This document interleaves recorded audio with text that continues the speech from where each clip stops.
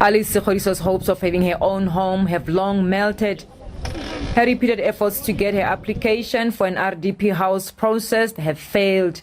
I don't have any hope because of I've realized that many people who doesn't even qualify for those houses have occupied the houses, like people who are working in at government, who are getting paid the right salaries, but they have the RDP houses, meaning that they were somehow corrupted officials who have sold the houses. Some of those who've received their houses recently nevertheless have concerns. If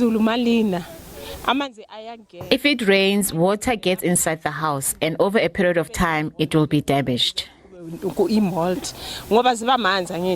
wire that they are using got no color code. There is no color code. They are using a wire. They are taking maybe a simple wire, that red and black solid wire.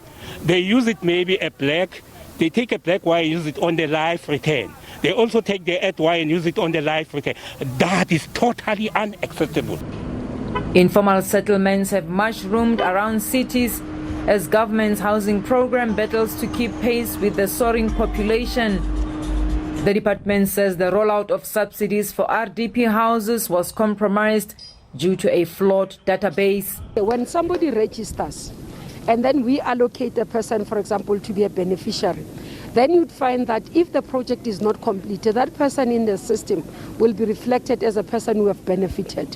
So part of what we are doing as we move from one province to the other is to resolve that, the issue of unfinished projects, or what we call blocked projects, to unblock them so that we can be able to say, one, are we able to reallocate those people on the database from that project to another project, or are we able to really do a count of what happened so that we can reassign resources into those projects. Rampant corruption has also undermined progress, as well as dubious contractors failing to complete projects.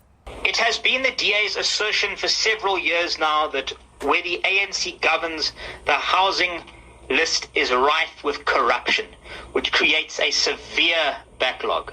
We'll wait for SIU to look at some of these projects like they've done with the Talani issue in Limpopo. We have a report and action has been taken. Actually, we've been able to save money in that area. On the 21, work is still being done. We're going to look into it.